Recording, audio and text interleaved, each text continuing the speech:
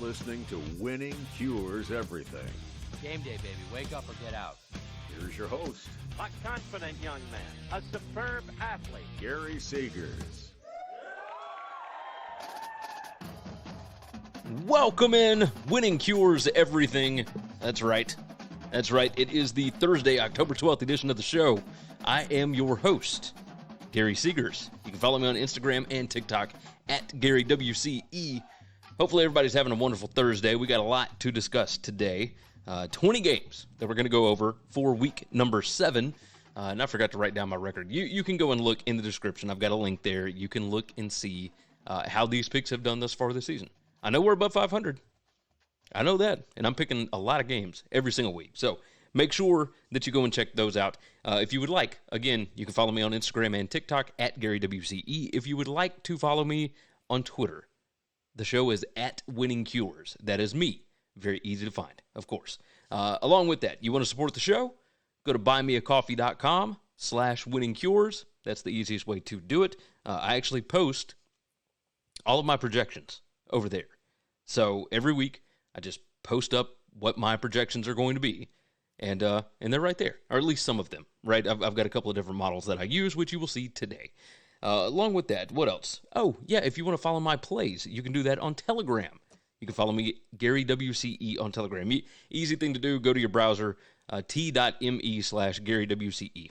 Very easy to do. You can do it on your phone. Let's see, we've done the socials, we've done coffee, we've done Telegram.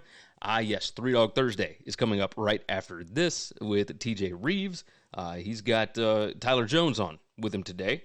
And let's see, the BetUS College Football Show, every Tuesday and Wednesday, 1 p.m. Eastern Time. There's a link in the description. You can, of course, get signed up for that. Got a couple of guys in the chat. Nate is already in. Bill jumped in wanting to talk about UCLA. Let me tell you, I like the under in that UCLA game. Not gonna spend much time on that today. Derek said I put my bank account on Washington State last week, lost it all. Hey, that was not the recommendation that I gave you. I told you if I had to choose the side, I would go Washington State. But it seems in the Pac-12, whoever the home team is, that's probably who you need to ride with. Just saying. Just tossing out there. All right, let's get after it. Of course, again, the record is in the link in the description, so go ahead and check that bad boy out. But let's start off with Let's start off with a Friday night game. Boom. And we'll get that out of the way. Let's see. All right. Memphis hosting Tulane. Memphis is a 4.5-point home dog, total of 55 on this. It's Friday, 6 p.m. on ESPN. My season-long number has Tulane favored by 2.41. What I like to do once we get to this point in the season is look over the last 4 weeks, okay? And that has Tulane favored by 4.65. My power rating season-long has Tulane by about 2 points. Okay, so let's go ahead and start kind of scrolling through this to see what the issue is. Memphis might be able to hang around if they can throw the ball on Tulane's defense, okay? And it looks like they're probably going to be able to have some success. Memphis number 45 in passing success rate. Tulane on defense number 81. The havoc rate, though, is where there's an issue. Tulane number 12 over the past 4 weeks in havoc created on defense. Memphis number 77 in havoc allowed. So that's going to be a problem. Memphis not going to be able to run on Tulane's defense, so we can go on and toss that out. As far as Tulane's offense, they're going to be able to do basically whatever they want to. This Memphis defense looked lights out the first couple of weeks of the season. Since then, when they started playing Navy, yeah, it's been a little bit different. Let's see. Derek wanted to know what are my thoughts on the under. So, yeah, like mine, I've got it way, way under. Now, let me go on and tell you, these projections on these totals, not great. But if I had to go a certain way, I don't think Memphis is going to be able to score a lot. And Tulane, which you can see here, they like to run the ball a lot. So I think you're going to get a lot of moving clock. They're number 24 in rush rate right now. I think you're going to see a lot of moving clock. That's what I think you're going to see. We'll go on and pull this up so you can see the entire thing if anybody wants to screenshot it or whatever else. But yeah, that's what I'm thinking. Under 50 Let's see. At last I saw it was 55 at a couple of different places. Derek's saying under 54.5. 55 is a key number. If you can find a 55, I'd probably take that. Probably do that. So let's move off that. If I had to go a certain way here, I think that I would go Memphis at home, weeknight dog. So that's what I'm going to put on the sheet. I don't feel great about it because, I'm right on the number. But this is somewhat of a pick'em show, so I will take Memphis, plus the 4.5 there. Moving along, and I got to pick up the pace already. I'm already behind. I'm trying to keep this to about an hour. Probably not going to happen. Fresno heads to Utah State. Utah State, a 4.5-point home dog. And look, total of 56 on this. It's Friday, 7 p.m. Central on CBS Sports Network. Central Time, God's time zone, of course. Season-long numbers have Fresno by 6.25. If you look over the last 4 weeks, Fresno minus 10.5. However, this does not account for Mikey Keene potentially being out here, and it also doesn't account for the spot. Utah State playing at home. Look, the elevation difference between Laramie and Logan, Utah is like 1,200 feet. Even still, this is not a good spot. Fresno on a short week after playing in altitude last week in Laramie, Wyoming. Now they got to go play in Logan, Utah, where Laramie is like 7,200. Logan is like 6,000. It's still altitude. It's a short week, and now you got a backup quarterback for Fresno. So this number went from 6 down to 4.5. The last 4 weeks, again, the stats have Fresno State favored by 10.5. Power rating on the entire year, I've got Fresno by about 8.5, which you can see up here at the top. Okay, let's break this down. Fresno's defense looks fantastic. However, you got to pay attention to who they've been playing. Number 116, strength of schedule. Okay, Wyoming was easily the best team that they have played, and that includes the P5 teams, right? But these numbers have Purdue already out of there. It starts in week 3 is what these numbers do. So that includes Arizona State, but that was a very, very beat-up version of Arizona State. So these numbers may be a little bit skewed. Even still, while I hate the spot for Fresno, I do think that I'm going to ride Fresno minus the 4.5. I think the numbers dropped enough. Coming off of a loss, Jeff Tedford seems to find a way to win some of these games, and Utah State makes enough mistakes that I would trust Fresno to be able to get this done. So looking at, let's see, penalties per game, turnover margin, like you see this number here, that is Utah State's number for giveaways per game. They're number 114 in the country. They give the ball away at least 2 times a game. They take the ball away 2.33 times per game, so the turnover margin number is pretty good. The issue is Fresno really good at taking the ball away, and they do not turn it over. Now, are they going to turn it over if Logan Fife is the quarterback? That's the question. 5 factors heavily skew Fresno State here. First half and second half point margin skews Fresno State. I tend to believe that Fresno is going to be able to cover this number. So, give me Fresno. Yeah, that's what I'm going to do. Fresno minus 4.5. That's what we're going to roll on this one on Friday night. Don't know if I feel great about it. But again, this is a pick'em show. So situationally, not great for Fresno. Numbers-wise, great for Fresno. Backup quarterback, not great. Do with that what you will. Do with that what you will. Okay. Carrying on, another Friday night game, and we are moving to the Pac-12. Stanford at Colorado. Colorado is currently, let's see. Pull it up on your screen. Colorado currently an 11-point favorite, total of 59.5. This one's 9 p.m. on ESPN, Central Time, of course. Full season has Colorado minus 11.85. Okay.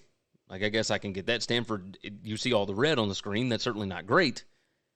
But, again, they've had injured quarterback, injured players, whatever. They apparently are going to be getting some of those back this week. Got some of them back last week, from what I understand. Okay, they're still not great. I mean, look at the 5 factors rank. I mean, this is just putrid. Like, it's pretty mind blowing. Pretty mind blowing. The turnover margin, everything other than penalties per game seems to skew Colorado here. So let's look at the last 4 weeks, and here, we'll pull it up on the screen so that everybody can see the full thing. I've got Colorado minus 9.73. Full season, I've got Colorado power rated 8 points better. So that would explain why the number has come down just a touch, down to 11. It's a Friday night standalone spot. This is one of the games that you have to get if you're Colorado, if you are going to make a bowl game. And it sounds like Travis Hunter is going to be back for this game. Net points per drive, that totally skews Colorado. I know it's 11.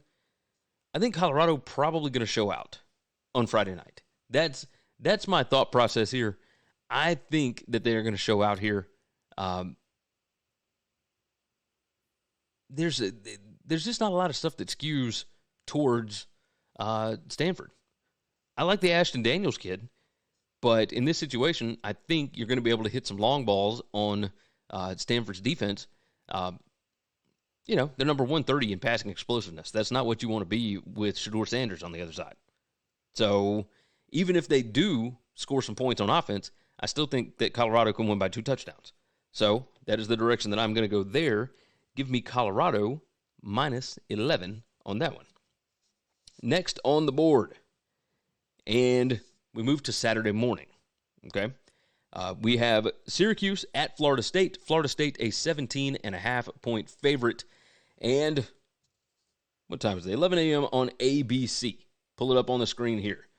My numbers have Florida State by 17.19 for the full season. For the last 4 weeks, I've got Florida State minus 19.28. Syracuse is injured. They are beat up. They have got some rough stuff going on. You saw it last week against North Carolina. I still think that Florida State is a better team than North Carolina.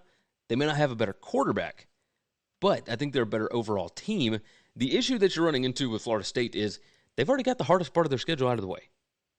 So, I mean, what are we looking for, right? Like, are they wanting to blow out teams? Do they want to? Maybe they do come out in this situation and try and gain back a little bit of that national respect because they've let some of these teams hang around that probably shouldn't.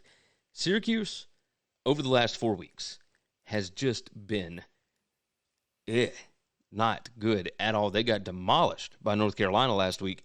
And on offense, a big part of that is because they got nobody to throw the ball to. And, Garrett Schrader, of course, dealing with whatever it was he was dealing with. Even still, I don't know that they're going to be able to run the ball on Florida State's defense. It's not that Florida State's great. It's just that when teams know that they can key on that part, that's what they're going to do.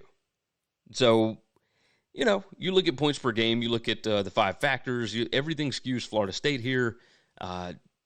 Over the last 4 weeks, Syracuse has taken a drastic drop, which, by the way, you can see the drastic drop here. The PPA margin, they're number 88 over the last 4 weeks.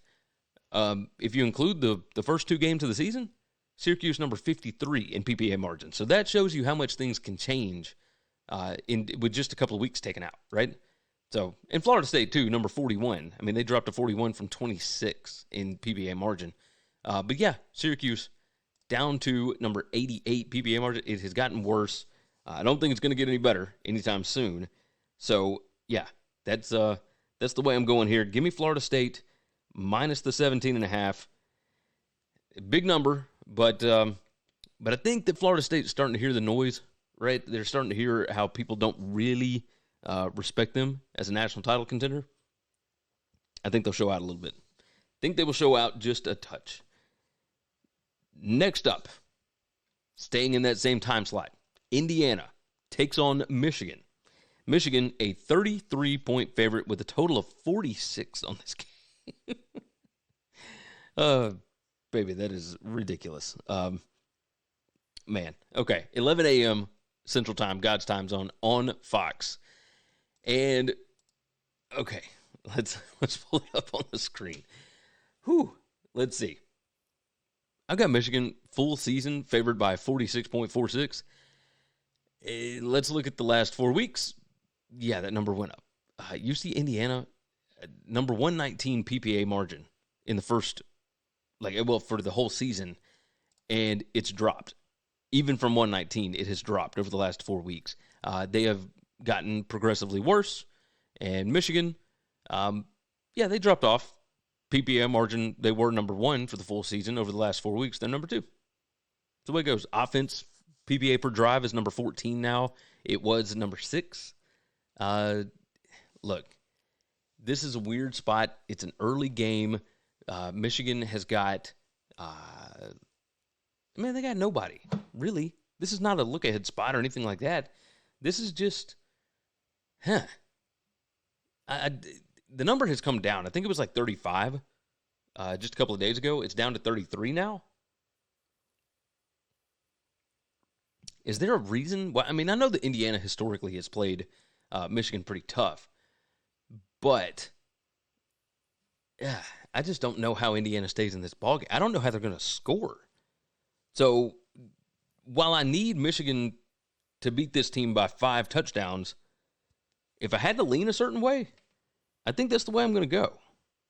So I think I'm going to take Michigan minus the 33 here. I'd feel better if it gets down to like 32. That's one of the key numbers, 30, 31, 32. But even still, so long as it's under 35, I think that's probably the way that I would go. Michigan, look at here's what we need. Drives per game. Michigan averages 9.5 drives per game. So say you give up a goofy whatever touchdown, special teams or something happen, whatever. Kickoff return, something. Say you give up 1 touchdown to Indiana. That means on about 60% of your offensive drives for Michigan, you have to score a touchdown. Now, they've been doing that. You see points per scoring opportunity, they're number 18 in the country, 4.85. They get inside the opponent's 40-yard line. See scoring opportunities per game. They get inside the opponent's 40-yard line 6.75 times per game. That's number 25 in the country. But, man, that's hard to do. But, yeah, they've been incredibly efficient. Number 5 PPA per rush, number 5 PPA per pass. Great. And, number 3 offensive success rate. Standard down rate, they're number 2 in the country. 80% of their plays are standard downs. First or second down, right? Or third and short or whatever. Yeah, I'm going Michigan. Michigan minus 33 on that one. The numbers, love them. Absolutely love them. All right, do me a favor, like the video, subscribe to the channel if you haven't already. I'm trying to get to 10,000, and it looks like we're really close. We're at 9.77 thousand right now. Yeah, that's awesome. Let's see. Bill said under 54.5 in the UCLA game. Yeah, that's the way I would go. Kenneth, you're my best friend. Keep it going, brother. God's time zone. Gary, that's not original. That's not. Let me tell you. Stephen Godfrey started that long time ago. God's time zone. But yes, I have continued the tradition. Mike said FIU was awful last night. Come on, guys, need to regroup. Yeah, they had every opportunity in the world to get that win last night, and they just looked off. And again, this was very much that FIU game, very similar to that Wyoming-Fresno game last week. Wyoming's quarterback had the game of his life in only the second quarter last week against Fresno. And last night, this new quarterback, McCollum or something like that, McCullough, whatever his name was, for UTEP, who had not been playing, had the game of his life in the first quarter and then did nothing for the rest of the game. Hit 3 deep balls in that first quarter. It's just absurd. Just absurd stuff that does not happen, and yet here we are. That's why they call it gambling, I suppose. All right, again, like the video, share the video, subscribe to the channel, tell your friends about all the good stuff. All right, continuing on. Man, we got a lot to hit on. We got a lot to hit. Ohio State heads to Purdue Saturday morning, 11 a.m. Central Time on Peacock. Purdue, a 19-point home dog with a total 50.5 on this one. And let's see what we got here. Ohio State by 29.82 for the full season. Now, I know what you guys want to look at. The last 4 weeks is 29.56 in favor of Ohio State. Purdue's offense can be slowed down. They can be stopped. So, if they can't score, that's going to make it really difficult for them to cover 19. Now, as I mentioned on the BetUS show before, Ohio State going to West Lafayette on a day when there is a solar eclipse that is supposed to happen in the middle of the game, that would terrify me if I am a Buckeyes fan. I've seen this script before. I've seen less than Purdue teams be able to have success against Ohio State. This is a look-ahead spot for Ohio State. They've got Penn State next week. Do I think that it's enough of a look-ahead and that Purdue is talented enough that I think that they're going to be able to stay within 3 touchdowns? Like, Maryland couldn't stay within 3 touchdowns. I don't care if the game is in West Lafayette. The numbers say that you should absolutely take Ohio State. So for purposes of the Pick'em show, and we'll pull it up here so that, if you want to pause it and you want to look at some of these numbers, you certainly can. I will allow it. Because I don't publish these numbers other than right here on the show. And I appreciate you guys for watching. But regardless, I don't know if there is anything that would make me think that Ohio State wouldn't have a ton of success. Purdue's pass defense is okay over the last 4 weeks, but you got to look at who they've played. I mean, these numbers are skewed just because they played against Iowa, right? Like that. I don't see where this goes for Purdue. So yeah, I'm going to ride with Ohio State to cover the 19 here. And we will stay, of course, in the Big Ten and in that 11 a.m. hour. Write down the times, of course. I got to put chapters on this YouTube thing. Okay, Michigan State heads to Rutgers. Rutgers is a 4.5-point favorite, total of 39 on this one. It's 11 a.m. Central Time on the Big Ten Network.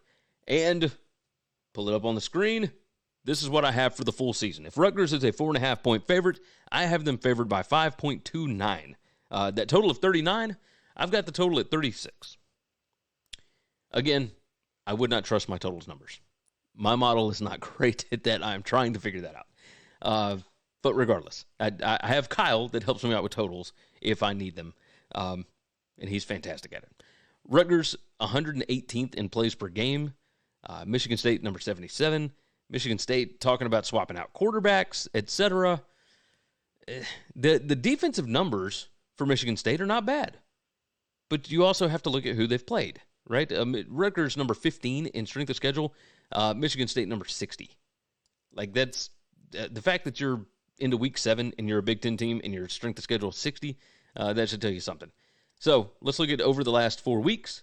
And yes, Rutgers is a significantly better football team overall. The issue, though, is Michigan State's rushing defense still, over the last 4 weeks, number 6 in PPA per rush. They are number 1 in rushing explosiveness allowed. They are number 24 in rushing success rate allowed. But teams are only running the ball about 40% of the time on them. As you can see right there.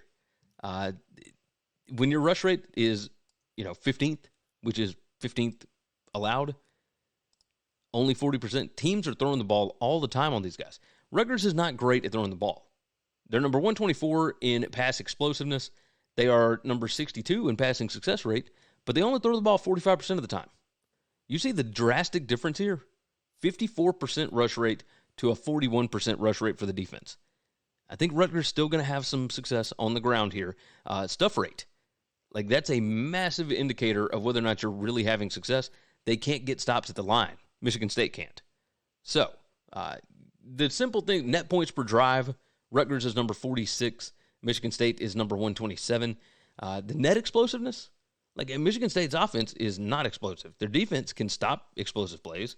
But if you're going to have a chance of pulling off an upset, you got to be going against a team that allows explosives. And Rutgers is number 1 in the country in defensive explosiveness allowed. You're not going to be able to hit those big plays on them. Turnover margin, big time in favor of Rutgers. Penalties per game, big time. This is a well-coached team, a really well-coached team. And Michigan State, here's what I would certainly look at. If you don't want to bet the whole game, if you can't trust Rutgers for a whole game, I understand. Look at the first half point margins, okay?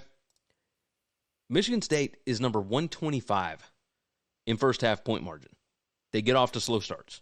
Rutgers is number 38. They are plus 4.8. That's something to pay attention to. I would certainly look at Rutgers' first half, but I'm just looking Rutgers overall on the game. So give me Rutgers minus 4.5 here. I think I trust them. All right, we're going to stay in the 11 a.m. time slot again. Write down our times, of course. Again, wasting time. Georgia Southern heads to James Madison. James Madison, a 6-point favorite, total of 58.5. And it would seem like a lot of points for a James Madison game. But, Georgia Southern, that air raid, yeah, they're really good. I like what Davis Burton's doing. It's 11 a.m. Central Time game, God's Time Zone on ESPN2. And let's pull up the numbers here. I think I still got the wrong. I do. All right, let's close that. There we go. All right, my numbers have a much lower total. Again, do not trust these total numbers. My numbers love Georgia Southern for the full year. Let's look over the last 4 games. James Madison by 0.79 instead of 0.12 or whatever. Yeah, 0.12. Okay. Georgia Southern's defense is really good against the pass, and you can tell it because teams are still trying to do it, and the numbers are still good. Number 14 passing success rate allowed, number 32 passing explosiveness allowed, number 15 PPA per pass. You see James Madison on offense. Over the last 4 weeks, they're number 116 in passing success rate, but they're number 12 in PPA per pass. Well, that's because they're number 49 in passing explosiveness. They can hit some big plays when they need to. The issue here is Georgia Southern is number 32 in passing explosiveness allowed. They do not allow big plays. Same thing on defense. Even though Georgia Southern is not good at stopping the run, first off, James Madison is not good at running the ball. Like the number 129 PPA per rush over the last 4 weeks. They're number 128 in rushing explosiveness. Well, Georgia Southern doesn't allow big plays on the rushing side either. So they're number 51 in rushing explosiveness allowed. I don't see the advantage other than, of course, James Madison's defense has been just lights out. The issue, I think, is going to be that, see, if teams throw the ball 70% of the time on James Madison, it's probably because they get up early. Let's go on and pull this up so you can see the full thing here. The 5 factors thing is pretty close. The second half point margin actually skews towards Georgia Southern.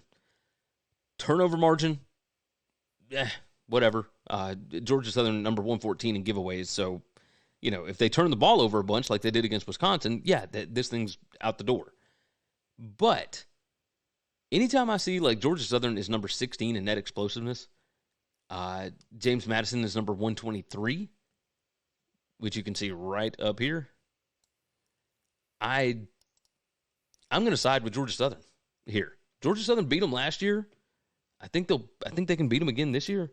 That's the way that I'm going to lean. I think there's enough advantages for Georgia Southern that they can stay in this ball game. 6 points seems absolutely absurd. So yes, give me the Eagles, Gator, and I will ride with them even on the road here. 29 minutes and 40 seconds is where we are. Cal heads to Utah. Utah favored by 11.5, total of 45. It's 2 p.m. Central Time on the Pac-12 Network. And, of course, we got to pull up the numbers. And look, I don't know if Cam Rising is going to play or not. I am frankly sick of playing this game Kyle mentioned it on the BetUS show.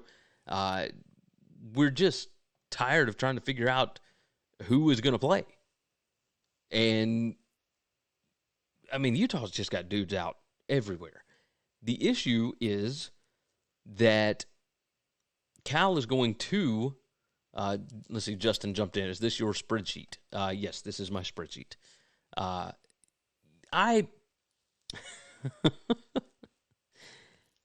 don't know what to make of this Utah team. I just have no idea, right? The offense is putrid, which I guess works out in Cal's favor because their defense has been putrid. Cal started a new quarterback, a third-string guy that was actually really, really good last week. Cal's strength is running the ball. Of course, Jaden Ott is the running back there. He's fantastic. And this is full season numbers. Have Utah favored by 13.36. Over the last 4 weeks, Utah by 16.86. And that's because this Cal offense has slowed down a little bit, especially passing the ball. So that's why these numbers have changed just a touch. Even still, with this offense, if it is, what's the kid's name? Robinson? Or Robinson? Whatever his name is. If it's that guy, I don't know how on earth Utah covers by double digits. Anytime Cal is an underdog, a lot of people bet that side just because of Justin Wilcox and his record as an underdog. I don't know if I can get there. This number has gone down a little bit. But yeah, I think the way that I'm going here, because there's no advantage for Utah on offense other than the fact that Cal's defense is really bad, and I kind of trust Andy Ludwig. But on offense, like, who are you taking? Jake Spavital or, Kyle Whittingham's defense? Yeah, I think that's an easy answer. Derek said Cal is more explosive, I feel. Potential upset alert. And don't get me wrong, they are. They're number 29 in defensive explosiveness allowed, but on offense, over the last 4 weeks, they're number 101 in offensive explosiveness. I mean, that ain't great. That ain't great at all. Yeah, maybe this number will give Cal an opportunity to break a couple of big ones, right? Utah at number 93 in rushing explosiveness allowed on defense. I don't know. Man, I am torn on this one. Utah's at home. I'm going to take Utah. That's the way I'm going to go. Some of these lines they are so tight, and the situational spots have gotten absolutely ridiculous this week. Just ridiculous. I do not have a ton of plays this week that I really like, but for show purposes, I will take Utah to cover the 11.5. Oh, let me pull this up. If anybody wants to, of course, pause it. You can do so. But that way, if you're a Utah fan, you want to see what these numbers are and whatnot over the last 4 weeks, be my guest. But I will take Utah to cover 11.5. All right, moving to the SEC. And let's get this time written down. The Florida Gators head to South Carolina.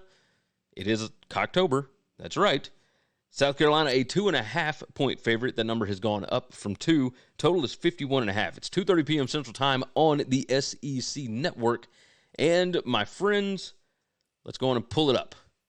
My numbers freaking love Florida. Love them. Absolutely love them. But Billy Napier is 1-7 straight up on the road. So how on earth are you supposed to bet on a team that can't win on the road? Like the Kentucky game, there were a lot of things that went Kentucky's way. I bet Kentucky in that game. Kentucky's great at home. But that was a 3-point spread, and people were betting Florida. And now everybody wants to stay away from Florida because, when they went to Lexington, they looked terrible. Look, these are full season numbers that you're looking at right now. Florida -8 is what the number would be. These offensive numbers for South Carolina are just absurd. Number 103 in havoc rate allowed. Number 71 passing downs PPA. Standard downs, they're not great. Standard down success, number 77. They can't run the ball to save their lives. They're number 120 in offensive line yards, number 110 in stuff rate allowed. But that's for the full season. So let's look at over the last few weeks. It's not really gotten better. Number 101 in stuff rate. Number 85 in offensive line yards. Florida's defense, actually a little bit better. And Florida's offense has gotten significantly better from the beginning of the season, right?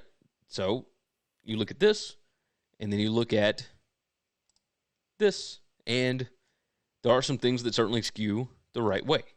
So let's see. Overall season, Florida number 36 PPA margin. Over the last 4 weeks, they're number 44. South Carolina, number 96 PPA margin for the full season. Over the last 4 weeks, they're number 102. Their defense is terrible, and the biggest part of this is people only run the ball on them 45% of the time. But, man, they are number 111 in rushing success rate allowed, number 103 in PPA per rush allowed, but passing the ball. Like, they can't defend the pass. Number 98 PPA per pass, number 108 passing success rate, and this does not include the game against Drake May. I like Shane Beamer, and I like what he's doing there. My issue is I can't trust him in this spot because I think that Florida is just a significantly better team. Just overall, talent-wise, everything else.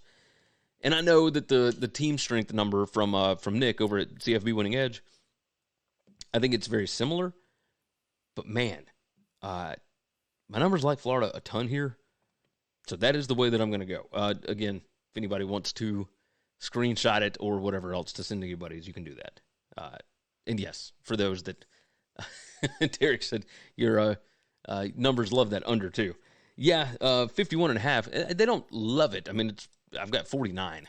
But regardless.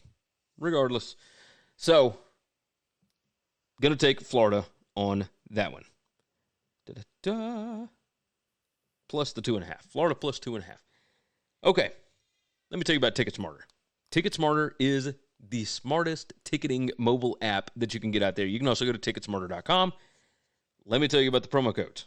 You use the promo code WCE10, that's WCE10, you're going to get $10 off of an order of $100 or more. You use the promo code WCE20, you're going to get $20 off of an order of $300 or more. You want to try and buy Tyler Childers tickets that went on sale yesterday or whatever? 2 tickets are going to cost you over $300. It's just the way it goes. The best part about these promo codes, you can use them as many times as you want. It is not a one-time deal. It's not a sign-up bonus. It's not whatever. It's just anytime you want to use TicketSmarter, you want to get $20 off the order, easy to do. It is a third-party ticketing app. They have treated me well. I would imagine they will treat you well as well. So, TicketSmarter is the way to go. Think smarter, TicketSmarter. All right. Continuing on, like the video if you've not already. Subscribe to the channel. We got 13 likes and we got way more people watching. Hit that like button for me. I appreciate you guys. All right. We got 10 more. So let's do this thing. Kansas at Oklahoma State. This one, a 2:30 p.m. Central Time game on FS1. Oklahoma State is a 3-point home dog right after they won against Kansas State last week. The total is 55.5 on this one. And let's go on and pull this bad boy up. Numbers love Kansas. Jason Bean is going to be your quarterback again for the 4th time this season. And he's been pretty awesome. Let's scroll down, look at the offensive numbers. This is for the whole season, okay? Now, obviously, you want to look at the last 4 weeks. I don't see a difference. Wow, these numbers are exactly the same. Did I pull up the same thing? I might have. Oh, no. This is the one for the last 4 weeks. My apologies. Either way. Okay. When you're a one-man operation, things get complicated. They get complicated, okay? Give me a swig of coffee, and let's just keep this show on keep this thing on the rails. That's what we're going to do. This Oklahoma State offense has been not good. Not good. However, after last week, after so many people hit money lines on Oklahoma State as a home dog, especially a big one against Kansas State, I think that bookmakers wanted to make sure that they didn't get bit too much again, so they kept this thing at 3. The issue is, I think Kansas is a significantly better team than Kansas State is this season.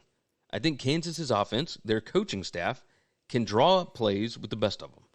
So I trust that they are going to be able to get something done on offense here. Oklahoma State's defense has been okay. I just don't think that they can compete with Kansas. And on the other side, I don't know that they're going to score. Like, it's not like Kansas's defense has been lights out. They're number 97 PPA per drive on defense. I just don't see what Oklahoma State's going to be able to lean on when they really need yards, right? They're not great in passing down situations. They're not great in standard down situations. I mean, really not great at all. The best thing you can say about them is they don't turn the ball over. I guess that's good. So, if Alan Bowman has another game like he had last week, maybe. But, I don't feel great about it. So, yeah, this number is Kansas -3. For some reason, people still believe that Jalen Daniels being out is a massive downgrade, and it's just not. Jason Bean's really good. So I like Jason Bean here. I like what they're doing. Give me Kansas to cover the 3 in Stillwater. Again, I know it's a road game, but I will trust Lance Leipold and company to get that one done. BYU heads to TCU, and I don't know if you guys saw this Reddit thread about BYU players actually being vampires, but it is very interesting. 21-0 straight up for BYU in their last 21 night games, and in the last 22 games where they played during the day, BYU is 12-10. This one is a 2:30 p.m. Central Time kick on ESPN. So, even though TCU is, down to a third-string quarterback, basically, they're still favored in the game by 6. TCU looked putrid. Absolutely putrid. I don't know.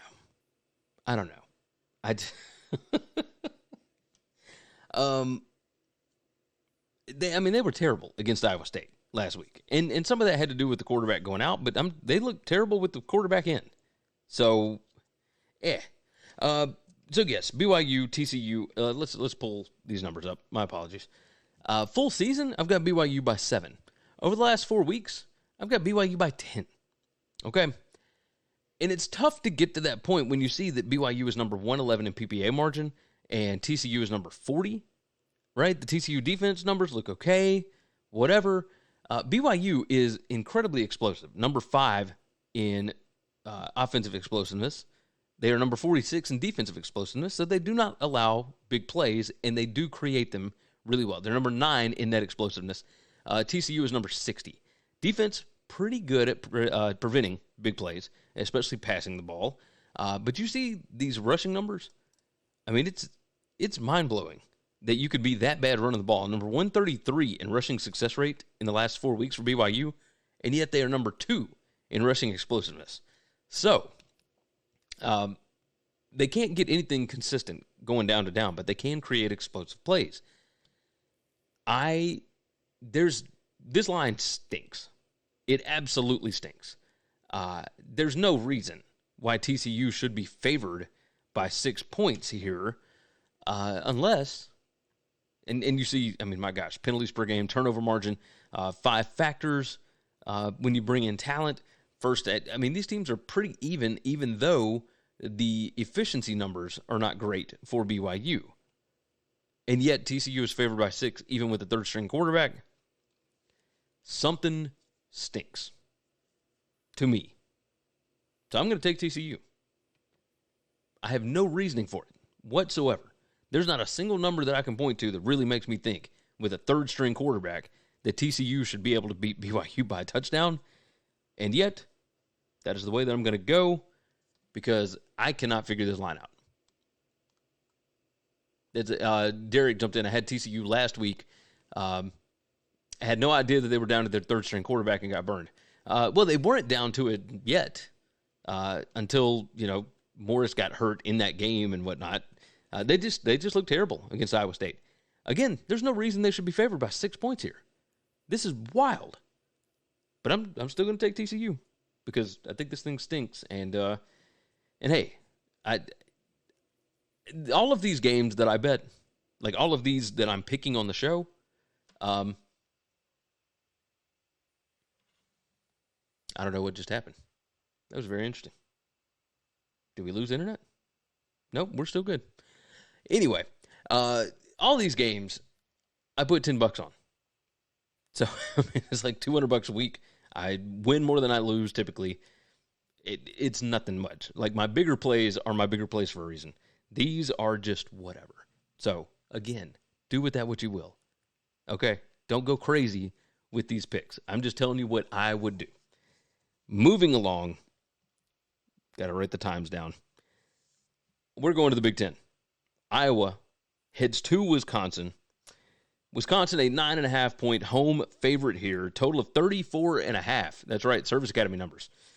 And we're at 3 p.m. Central Time on Fox. So let's make sure that we've got our numbers ready to roll. And we do. Booyah. My numbers like Wisconsin by 14.05. Now, that is for the whole season. Over the last 4 weeks, which team has improved? Well, that would be Wisconsin. You look at the full season numbers for Iowa. As you can see on the screen there, number 95 PPA margin for Iowa. And, of course, that comes from number 133 offense PPA per drive. Well, now they've improved the offense, but I think the defense has gotten worse. So, defense has dropped from number 10 for the full season to number 19. Don't get me wrong. I don't think that Wisconsin is great by any stretch of the imagination. However, Iowa with a third-string quarterback or second-string, whatever he is, right? Deacon Hill. I'm going to go with Wisconsin to cover the 9.5 at home because this does not feel like a vintage Kirk Ferentz team. Now, it's got all the same characteristics, right? The terrible offense. Number 131 PPA per pass, number 117 PPA per rush. Rushing success, number 106. Passing success, they're number 132. Overall offensive success rate, they're number 129. On the other sideline, Wisconsin can move the ball. Number 11 in offensive success rate. However, this Iowa defense, number 28 in defensive success rate allowed. But they're not really great at anything. Number 51, passing success allowed. Number 52, rushing success allowed. I don't think that Iowa can hang in this game. Now, do I think that this thing could end up going under the 34.5? Yeah. But that's got everything to do with the fact that I don't know that Iowa is going to be able to score on Wisconsin. Like my projection here, let's see, 28-10 roundabout. Okay. Like, could you see that? That's an over. But instead of 28-10, could you see 24-10? Yeah. I mean, that's what the implied number is. Could you see Iowa only putting up a couple of field goals? Because, I mean, they didn't even score on Penn State. Now, do I think Wisconsin's defense is as good as Penn State? No. But numbers-wise, they're okay. Like, number 49 rushing success rate allowed for Wisconsin's defense. I mean, that ain't great. But at the same time, it's way better than Iowa, number 106 in rushing success rate. Iowa is not explosive as far as running the ball. They are explosive passing the ball. The problem there is Wisconsin's actually pretty good at stopping explosive passing games. Whatever. I think this is easy, which might come back to bite me. But yeah. Oh wait, let's pull it up so that everybody can pause the numbers if they want to. These are over the last 4 weeks. I've had a lot of people that pause these YouTube videos and take screenshots. So that's why I do this. Yeah, give me Wisconsin. Give me whiskey minus the 9.5. That's the way I'm going to roll on this one. All right, we got an ACC battle. Louisville heads to Pitt, and this number is crazy. Louisville now favored by 7.5. It has come down like 2.5 points. Total of 45. It's a 5:30 p.m. Central Time game on the CW. And let's pull this thing up. I've got Louisville favored by 15.26. Situationally, this is awful. Over the last 4 weeks, just the last 4 weeks numbers, Louisville minus 15.91. So not a ton of difference between the full season and the last 4 weeks, other than Louisville's passing defense has kind of dropped off a little bit. But for Pitt, I mean, we're moving to a backup quarterback here. The starting quarterback is now a backup tight end. But again, just like everybody always talks about, this is the spot where Pat Narduzzi shows up with some kind of a game plan because Louisville gave Notre Dame everything that they had last week. That's what you're looking for here. I don't think that Pat Narduzzi has enough left in the tank with this team, the way that it is constructed, to be able to slow down a Jeff Brom team. I do not believe it. So you look at these Pitt numbers on defense. Against the rush, yeah, sure, why not? Number 18 PPA per rush allowed. Number 26 rushing success rate allowed. Teams are running the ball on them 67% of the time. But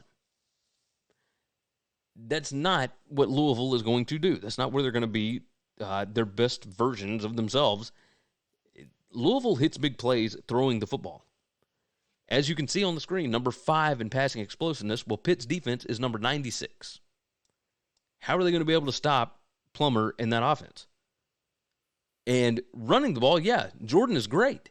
But are you going to continue to run into the teeth of that defense? And how much does that front seven play back whenever you hit them over the top of something? While I do think, obviously, we saw this Louisville team win close games against NC State, who was not good at the time. But I think they're getting better, and we'll talk about that game here in a minute. Derek jumped in. Can Pitt win this game? Like Louisville played a close game with Indiana this season. Look, I think early on in a first-year coach's tenure, you were still trying to figure things out. This Louisville team gets more and more dangerous the longer they go because they get more and more familiar with and they believe more and more in what the coaching staff is trying to do, right? The coaching game plan is way better, and Brom's teams have always gotten better as the season went along. This seems easy to me. Like, if you are betting on, and I think I heard Josh Pate talk about this, like you're betting on what will happen, not whatever, and that's true. But in this situation, if you bet on Pat Narduzzi and this Pitt team, you are betting on something that just has not happened yet and has shown no signs of being able to happen. You've got a Louisville team that maybe is coming off of we'll call it a letdown. We'll call it a letdown spot. Biggest game in Louisville history last week, whatever. But you've got a competent coaching staff with that Louisville team, and you've got some real talent. And I believe that they are going to be able to get a win, and a comfortable win with margin over Pitt. That's the direction that I'm going with it. So, yeah, give me Louisville minus 7.5 because that number has just come down too much. And I imagine it'll be below a touchdown, so you might want to be patient and get your number. But carrying on, we move to the SEC. Auburn heads to LSU, and the Tigers, the Bayou Bengal version, are 11-point favorites at home. The number is 61 for the total. 6 p.m. Central on ESPN. And let's take a look. Full season, I've got LSU by 13.15. But you go over the last 4 weeks, all of a sudden, that thing skyrockets up to about a 20-point favorite, 19.5 for LSU here. Look, Auburn's numbers have gotten worse, especially against the pass. Georgia figured out what to do against them. A&M figured out what to do against them. Yeah, when you don't include games against UMass and, I guess, Cal or whoever, yeah, that's going to be an issue. If you look at the last 4 weeks, again, first, like the whole season here, last 4 weeks. The offense, still not very good. We'll scroll down so you can see it. This Auburn offense is not good. They will be able to find some holes against this LSU defense, for sure. The issue is they can't stop explosive plays, and LSU is going to be able to hit them, right? You can see on the screen, and let's go and pull up the whole thing, so if people want a screenshot, they can. LSU, only number 41 in offensive explosiveness. But Auburn's defense, yikes. Like, that's over the last 4 weeks. That is the recent trend. That is not good. Auburn's defense is just bleh, right? And you would think, especially since they had some success against Georgia, oh, well, they'll be able to show up here. No, this is at LSU. I mean, this is a night game in Death Valley. LSU's going to be stoked to get back home. They do not want to go through. They went to Ole Miss and lost. They went to Missouri and almost lost. Now they get to come home against an Auburn team that can't score and can't stop explosives. I think that's all you need to know. Like, we can talk about LSU numbers all day long, but fact of the matter is they can score and Auburn can't. So that's an easy pick. LSU minus the 11 for me. I might make that a big play. I don't know. I have taken 5 straight favorites. I'm the underdog guy. What am I doing? Like the video for me. Subscribe to the channel. I see multiple people watching, and I appreciate you guys for hopping in with me on a Thursday in maybe the most unprofessional broadcast that we do in these parts. I'm used to the BetUS side, but this one I do by myself. I switch the screens, and I move things around, and I show you all my numbers and whatever. But I'm just having a good time, and hopefully you guys are as well. Josh jumped in. DB Who? Let's go Tigers. Geaux. Yeah, that's what I'm talking about. I think LSU's going to bounce back in a big way here. Big way. All right. Get a swig of the coffee. All right, we got 5 more, so let's go on and hit this thing. We got to be fast with them so that I can get out of here before TJ's show starts.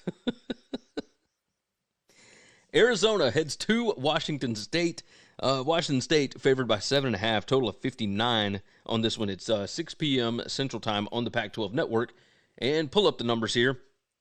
Full season, I've got Washington State by 6.26. Over the last 4 weeks, I've got Washington State by 8.64. This Arizona defense is still pretty bad. And situationally, this is a bad spot for Arizona.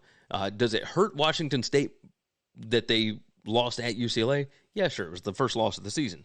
However, Arizona was never supposed to be in the game at USC. They had a chance to win the game, and they blew it. They should have gone for 2 in that first overtime. There's a lot of things that they should have done. But they had the opportunity to win that game, and they lost it. And they played late, and now you got to come back, and you got to go to the Palouse. Washington State is great there.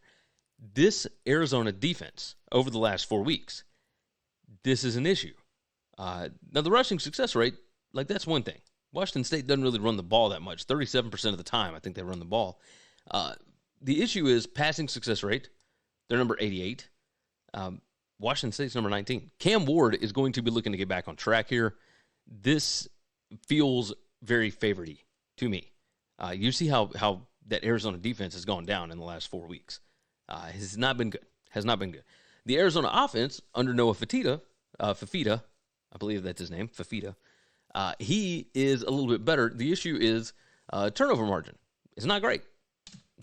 Washington State can get takeaways. Arizona, if they end up playing Jaden DeLaura, this number might skyrocket. So you might want to go in and get Washington State now if you like the Cougs. 5 factors heavily favors Washington State here. I'm all in, I think, on the favorite here. I know that it's 7 and a hook, but I don't know what other direction I would go here. You just look at the overall numbers. Yeah, big weakness for Arizona's defense is obviously against the run, but net explosiveness, that's a massive advantage for Washington State. So give me the Cougars minus the 7.5 on that one. And our time, let's keep it rolling. Marshall heads to Georgia State for a Sun Belt clash. And guys, this one is a straight pick 'em, total of 54. It's 6 p.m. Central Time, God's time zone on ESPN2. Whew, okay. Let's pull it up. Full season, I've got Georgia State favored by half a point. And you guys are going to cackle. Over the last 4 weeks, I've got Marshall favored by half a point. So, the biggest thing here is this game is an absolute stay away for me because I cannot figure out what to do with either one of these. I don't know what happened to Marshall's rushing defense. You can see it on the screen. They're number 133 in rushing explosiveness allowed, but they're number 42 in rushing success rate. I am curious. I need to go and look at PFF and see what their tackling grade is because I'm sure it has to be the secondary just not being able to tackle these running backs that they're facing. The problem is that Georgia State, over the last 4 weeks, really good, number 36 in rushing explosiveness rushing explosiveness on offense. Marshall, if they give up big plays, I mean, they could lose to anybody. This Marshall offense is not great. They're not going to be able to run the ball on Georgia State. So are they going to pass it? I mean, they're not great there either. This Georgia State team, number 26 in net explosiveness, that's a problem because Marshall is number 131. So, okay. I bet on Marshall to win the Sun Belt East. But in this spot, going to Atlanta, after they just played a really tight game with NC State, I think Georgia State is the team that is looking for the bounce back here. Even though my numbers over the last 4 weeks have Marshall favored by about half a point, I still... you know what? Yeah, I'm going to do that. Okay. We'll pull this up so that you guys can see the whole thing, if you would like. I think I'm going to ride with Georgia State. Give me the Panthers. And there's no underdog to pick here. So Georgia State at a pick 'em at home. Yeah, I think that's probably the direction I'm going to go. Okay. Let's move over to the ACC.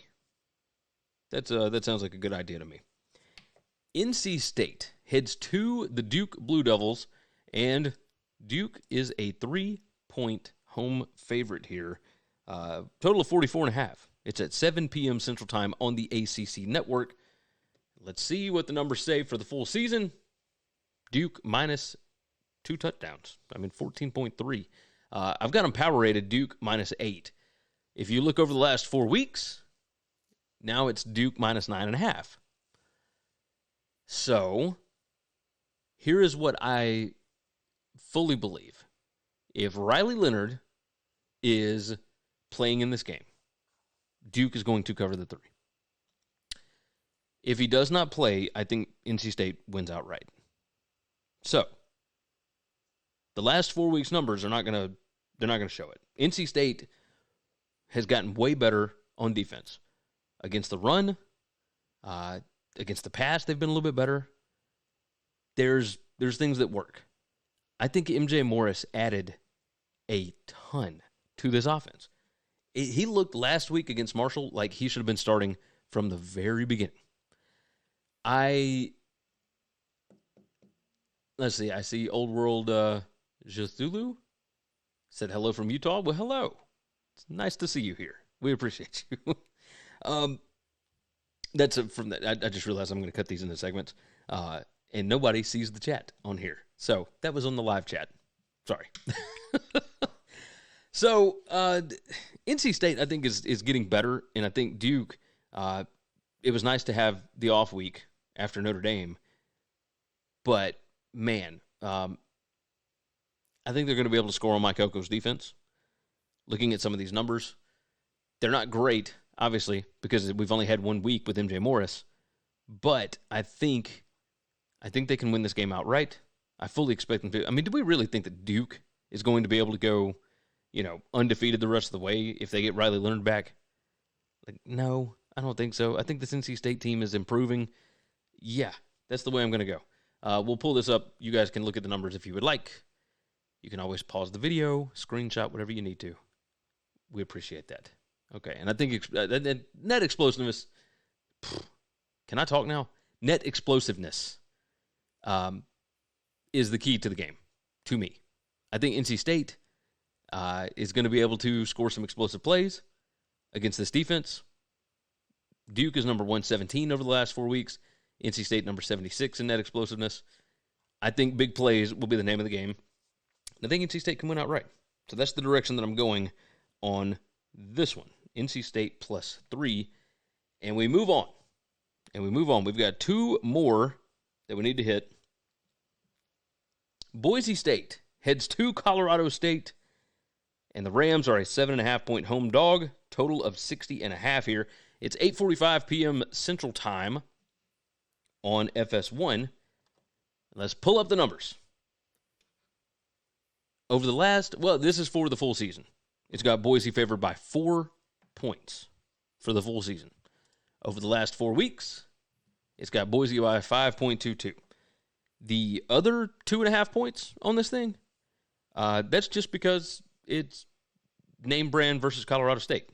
It's Boise State versus Colorado State.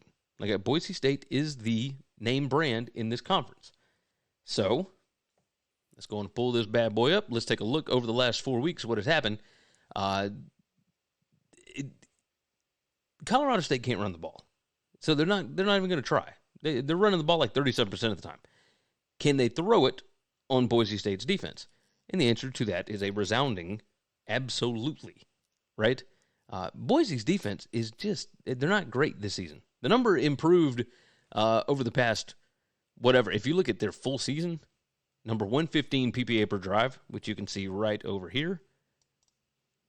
But they have gotten slightly better, down to number 101, but they went from 1.36 to 1.34. Like, it's not that great. But they are a little bit better on offense as well. I think this Madison kid is really good at quarterback, so we'll see what they end up doing there. But I kind of like Colorado State's defense too. Like, I mean, we'll see. But over the last 4 weeks, passing success rate for Boise is number 4 to number 113 for Colorado State. I tend to believe that Colorado State is going to hang around in this thing. Boise doesn't feel like they can get margin on anybody. And, yeah, there's a lot of things that might lead you to taking Boise in this game. But when you look at, like, the 5 factors rank and whatnot, which is, and you can't see it on that part, so we'll pull it over here. 5 factors, we're not talking a drastic difference here. And this thing is it's at Colorado State. There's a lot of things that certainly could go Colorado State's way. There's a big difference in turnover margin. Like, Colorado State gives the ball away a lot, but they do get a lot of takeaways. So that's definitely good. Penalties per game, you could not see a bigger, more drastic difference. Boise, number 6 in penalties per game. At Colorado State, number 133.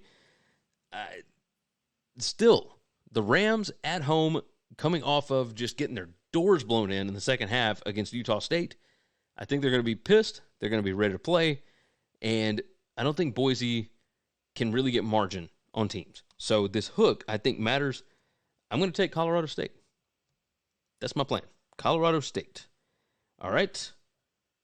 And finally, our last game on the board, San Diego State. Wait a minute. What's our time?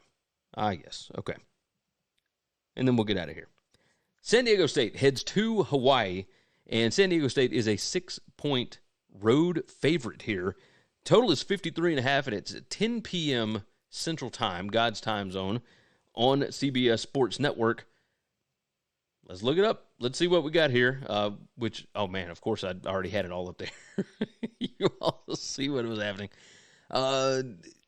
My numbers for the full season have San Diego State by 0.17 points.